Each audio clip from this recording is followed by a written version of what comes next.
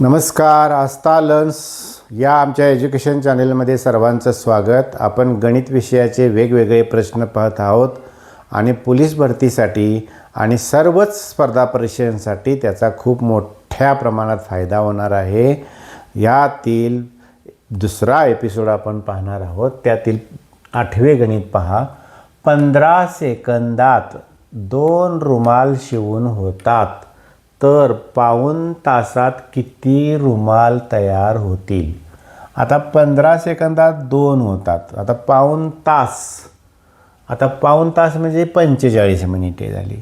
आता 45 मिनिटाचं सेकंद करायचं म्हणजे 60 गुणायचं, 2700 सेकंद होतील. आता 2700 सेकंदला 15 भागलं, 2700 भागिले 15 बरोबर 180 उत्तर आलं. आता 180 गुणिले 2 करायचे, कारण 15 सेकंदात 2 रुमाल होतात म्हणून 2 गुणलं 360 रुमाल होतील. म्हणजे पर्याय क्रमांक ए बरोबर 360 अशी कृती करायची. 800 पेरू 15 पेट्यांमध्ये समान भरले. त्यातील 10 पेट्या मुंबईला पाठवल्या, तर किती पेरू मुंबईला पाठवले?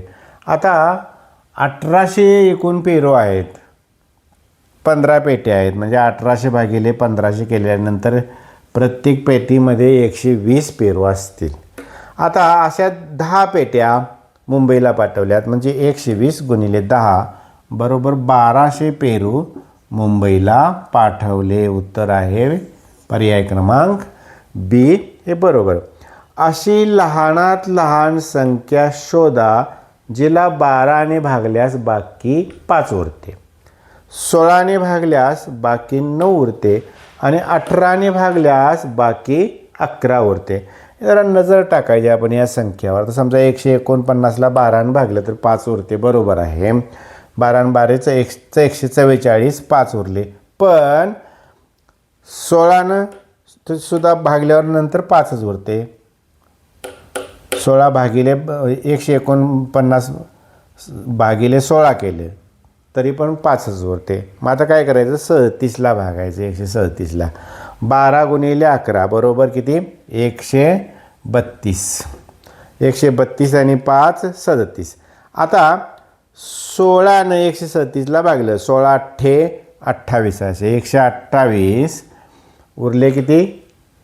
9, म्हणजे बाकी 9 उरले बघा. आणि 18नं परत भागल्यानंतर 18 8 36 असे 18नं काय करायचं? परत 18 7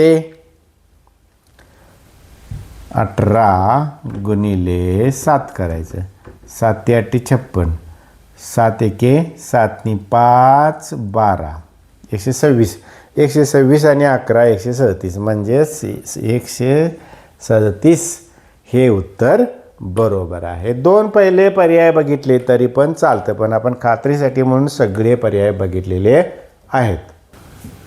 3 घंटा अनुक्रमे 25, 18 आणि 25 सेकंदाच्या फरकाने टोल देतात, तर एका तासात त्या तिन्ही घंटा किती वेळा एकाच वेळी टोल देतील? हे गणित पहिल्यांदा समजून घ्यायचं की असा प्रसंग येतो की तिन्ही घंटा एकाच वेळी टोल देतात, आणि पुन्हा असा प्रसंग येतो तिन्ही या घंटा एकाच वेळी टोल देतात. याचा अर्थ 25, 18 आणि 25 यांचा लसावी जेवढा येईल त्यावेळी बरोबर ते काय करतील? टोल देतील. आता 25, 18 आणि 25 यांचा लसावी काढताना 18 आणि 25चाच काढायचा, कारण 2 वेळा 25 आलेला आहे. मग काय करायचं? 25 आणि 18मध्ये कोणताही सामायिक अवयव नाही, म्हणून त्यांचा लसावी म्हणजेच 25 गुणिले 18 यांचा गुणाकार केला 450 सेकंदांनी. तिन्ही टोल पहिल्यांदा एकदम वाजतील. मग असं किती वेळा होईल? एका तासात. म्हणजे एका तासाचे सेकंद किती? 3600. म्हणून 3600ला 450नं भागल्यानंतर बघा 9 5 45, 9 चौक 36, 40 राहिले, 5 इथं राहिले, 5 एके 5 5 8 40 8 म्हणजेच 8 वेळा असा प्रसंग येईल की हे तिन्हीही तोल एकदाच वाचतील. म्हणून पर्याय क्रमांक ए बरोबर. आता पुढचं गणित बघा. गीताकडे असलेल्या एकूण मण्यांपैकी प्रत्येक माळेत 18 मणी याप्रमाणे माळा केल्यास 4 मणी उरतात. 21 मणी याप्रमाणे माळा केल्यास तरीसुद्धा 4च मणी उरतात. तर गीताजवळ कमीत कमी किती मणी असतील? या ठिकाणी सुद्धा 21 आणि 18 यांचा लसावी काढून त्यात 4 मिळवायचे आहेत, कारण दोन्ही वेळा 4च उरतात. मग आता 18 आणि 21 यांचा लसावी काढूया. इथं पहा, 3 संग 18, 3 7 21, 6 आणि 7 यांच्यामध्ये कोणताही सामायिक नाही म्हणून 6 आणि 7 इथे घेतले. 6 7 42 त्रिक 126 म्हणजे लसावी आला 126. म्हणजे 126ला 18ने भाग जातो, 126ला 21ने भाग जातो. 126 जर मणी असते तर मणी शिल्लक राहिले नसते. 4 मणी शिल्लक राहतात म्हणून याच्यामध्ये 4 मिळवायचे. 130 मणी असतील तरच ते प्रत्येक वेळी दोन्हीही वेळा 4 मणी शिल्लक राहतील. म्हणून पर्याय क्रमांक डी. 2 क्रमागत विषम संख्यांच्या वर्गातील फरक 144 आहे, तर त्यापैकी लहान संख्येचा वर्ग किती? आता 2 क्रमागत आहेत त्या विषम आहेत आणि त्यांच्यातला फरक 144 दिला आहे आणि त्यातल्या लहान संख्येचा वर्ग किती? आता दिलेले पर्याय आहेत ते पहिल्यांदा वर्ग संख्या आहेत का पाहूया.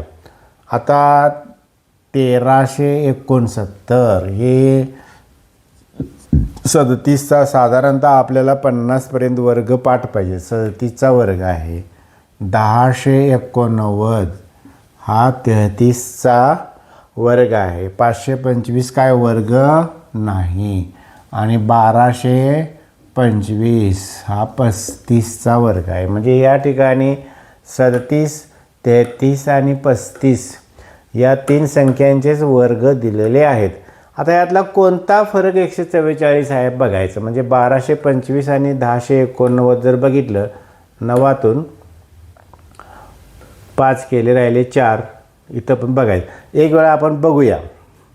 सॉरी 1200 जास्त आहे आणि 1089 आहे. म्हणजे 15तून 9 गेले राहिले 6 म्हणजे हे होत नाही. मग आता काय करायचं, 1369 आणि 1225 यांची वजाबाकी करायची. 1369 आणि 1225 4 4 144 म्हणजेच ती लहान संख्या आहे 35 आणि मोठी संख्या आहे 37.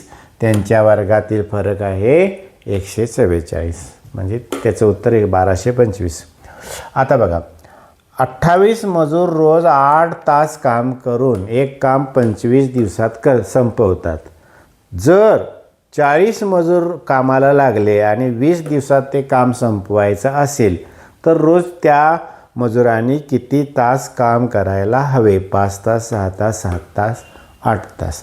असे उदाहरण आहे. ते सरळ असं म्हणायचं, 28 मजूर रोज 8 तास 25 दिवसात काम संपवतात. तर 40 मजूर 20 दिवसात काम संपवायचं आहे तर किती तास रोज काम करावे लागेल?